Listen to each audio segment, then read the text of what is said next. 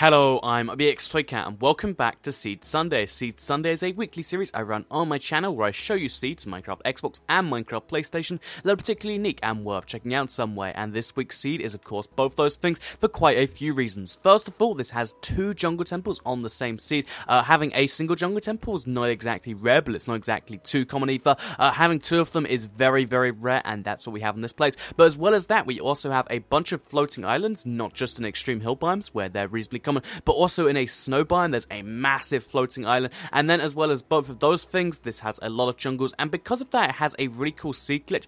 This is mostly for 360 or PS3, but it has a really cool seed glitch that causes some slightly funny stuff that I'll show you in a second. But yeah, very, very cool stuff all around that I think you'll like. The seed, if you're wondering, is IBX Catsmith 161. I don't know what a catsmith is. I guess someone who smiths cats for a living. But yeah, that's the seed. It's on screen right now, and please do like the video if you do like it, because it helps out the channel a lot and lets me know you do like it. So yeah, if you do type in that seed that I just mentioned, you will end up somewhere around here on this little peninsula of the jungle. And this is a pretty nice place to spawn because it's not the big jungle there, everything's so green and crazy, but it instead means that, you know, you get yourself some easy access sugarcane literally within 6 seconds of spawning. You can chop down a tree, and then you can work out what you want to do from there. And depending on what sort of player you are, you might want to go to the south or to the north. So first of all, we'll cover the south. So to the south, there is either this little, little jungle island over here you might want to go to, but mainly if you head like this kind of direction, so south, east, I guess this would be, over to these corners over here, you'll find your very first jungle temple. So let's head inside the jungle temple. As you know, jungle temples will give you some random loot. It changes every time you load up the world,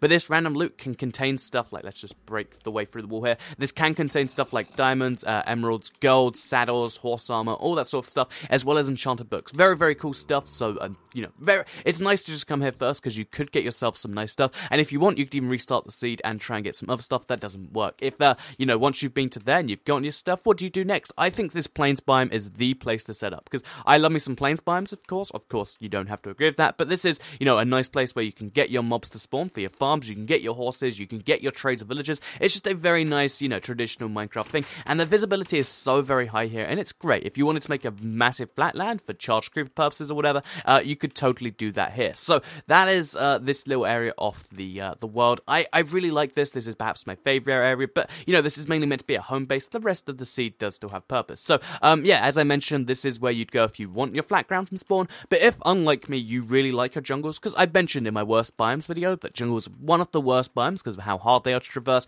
A lot of people disagree. A lot of people really like their jungles, and I'm not going to say you're wrong. But what I will say is, if you do like your jungles, this seed has 4 massive jungles, or 3 depending on how you count them. But yeah, loads of massive jungles, and that's how it has 2 jungle temples. But yeah, this is this second massive jungle to the north here is a really, really cool one because it has the second jungle temple, and in particular the jungle temple's like on the very edge here, very close to the edge of the world. It's really, really funny and really, really strange, and yeah, we're just over here. So as you can see, same thing. I accidentally broke some blocks here. That's not normal. But yeah, as you can see, you go through here and you can see, well, that's diamond horse armor and some bones, and presumably this chest over here, if we break in there, will be like iron or some saddles. Okay, gold and some bones. As you can see, it's just a nice source from some free stuff, especially the horse armor. It's just a nice bonus.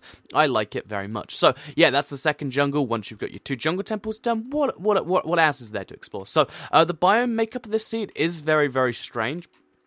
Like, it just has 3 massive splodges of jungle, has a massive splodge of swamp, massive splodge, I don't know what splodge even means, but, like massive just spot all in one place of, snow biome, and a massive extreme hill biome. So, that's just something, worth pointing out. The biomes are very well, they're very, very big in this one, which means it's kind of like large biomes, something you might think is cool. But yeah, so just a few things I found on the way to the next thing I want to show you is, first of all, over here, we've got ourselves a spider spawner. It's a very simple spider spawner that really just has a name tag and some saddles, but of course, if you like riding your horses, that's great. If we splash post ourselves, you'll be able to see just down the corridor here, it leads all the way to some lava. So if you want to get yourself down to what is basically diamond level from, what's a lot higher than diamond, this cave will kind of take you there. It takes you down 15 levels, and it also gives you the name tags and stuff. So 2-in-1 bonus if you're willing to mine down at these corners just over here.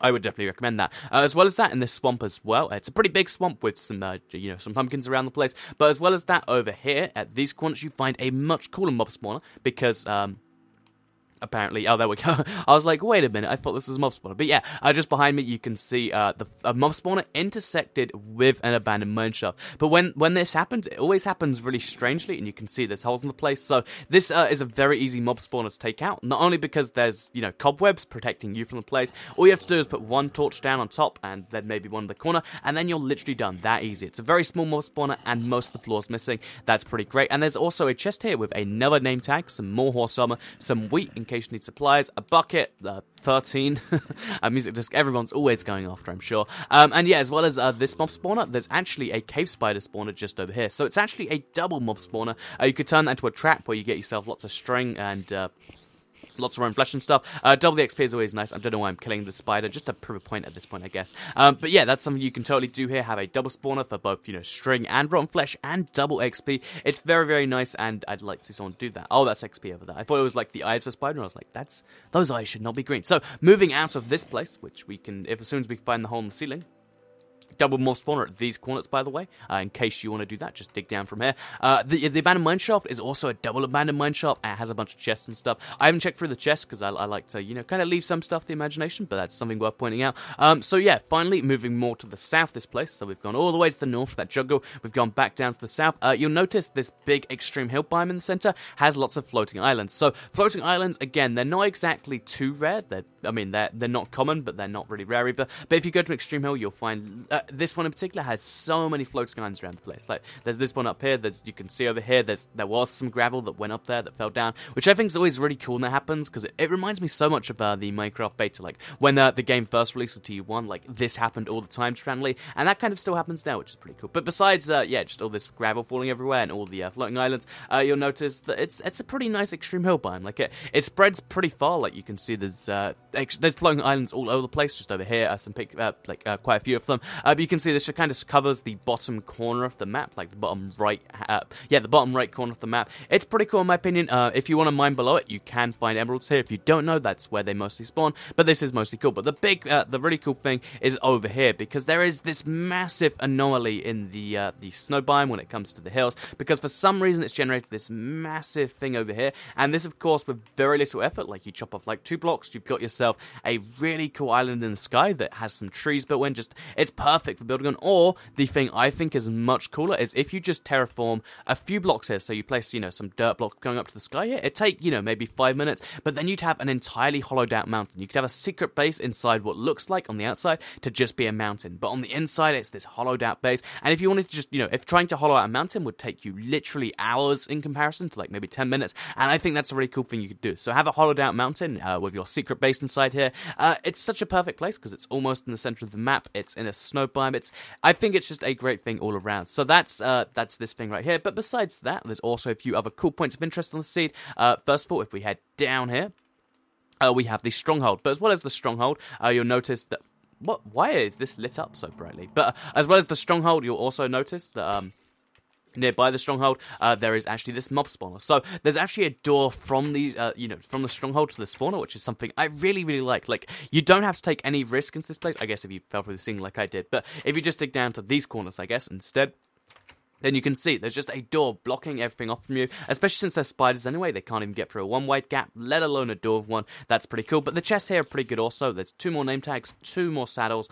There's your common theme with that. You get cat, the best music disc, of course. You've also got saddle, 4 iron ingots, and gold horse armor. So between all the loot we've had so far, that's 1 of each type of horse armor. That's at least like 4 or 5 saddles, and that's 4 or 5 name tags. Very nice in general. Of course, this is a stronghold you can explore as well. I believe the drops in the stronghold are actually changed either based on the based each time you load up or based on the platform. But it is worth saying I found some pretty nice loot. I'm not sure if that applies to you too, but I did find quite a bit of iron armor, which is pretty nice. So let's fly back up to the surface. Hello, bat. And let's show you the last thing I want to show in the seed, which is kind of the really weird glitchy thing. So this, as far as I can tell, this is something that's not meant to happen and only glitchily happens with one specific technical biome, and only if it's at the edge of the world, and that's this thing just over here. So you might think to yourself, what's wrong here, Toycat? I don't see it. It's just a biome, right? But the thing about Minecraft on the consoles, and in particular when it comes to the classic world size or the 360 or PS3 size world, when you have a world, what it's meant to do is the edge of the world is meant to be, the last layer of blocks you can't break. But then before that, you get this kind of like dipping effect. So that way, it stays level with the ground just there, and you can see it. It looks kind of natural because the biomes kind of end here, then it fades out to water you can go into, then it fades out to water you can't go into, and it just makes it look like you're on one massive island or something. That's how it's designed to look. You get a few weird things like this, but for the most part, it works how it's meant to work. But the really weird thing about this is if you look over here, instead of phasing out about a chunk before the edge of the world, this goes all the way to the edge of the world. And what this actually means is there's a big stack of blocks here that even if you like harvest the entire thing, you'll just be stuck with a wall that is that tall that no one can break. So it is worth saying it's pretty unique and pretty strange. If you want to have a weird glitch like this is here. This seed actually has 2 of them. Like, this is a very rare thing, and this seed has 2 of them. And as I said, the reason it happens is I believe there's like 5 technical jungle biomes, and the jungle hills biome doesn't have a way to properly end. So if you have a jungle hill biome at the edge here, it can't phase out to nothing. So what it does, it tries to go all the way to the edge of the world, and then nothing. So, yeah, if you want to... Oh, wait, I think there we go. If you want to see what it looks like on this side, you can do it like that. As a fun little... so I guess since we're just doing fun little tips like that, you can also see that if you just ender pearl the floor here, it will like kind of let you go onto this, and you can see what it looks like from over here. So it also means you can go invisible if you're in survival, because you can actually do this. So I'll show you, like, even if you're in survival kind of mode, you can just do this. And you look at people, you're like, how did I get over here? And they won't be able to tell you. It's pretty cool in my opinion. But yeah, besides that, we have one more thing I'd like to show you on this seed.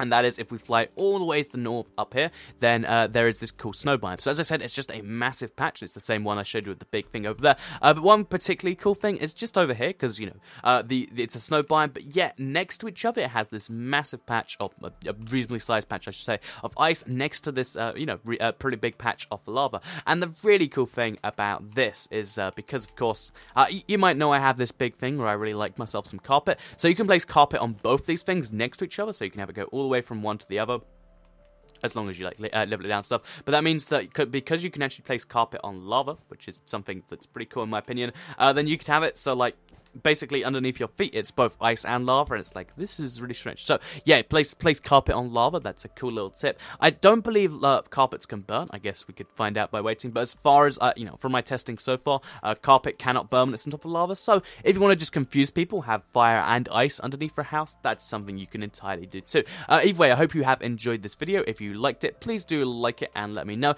It helps out the channel a lot and lets me know you do like it. Otherwise, sharing it is a good way to get the video out there, and it's will really helps the video get to new people, especially if you already know them. So yeah, besides that, thank you for watching. I'm just going to show you the other place where the seed gets glitchy towards the end, just in case that's your sort of thing. It's by this first jungle temple I showed you, and it is for the tiniest little bit over here.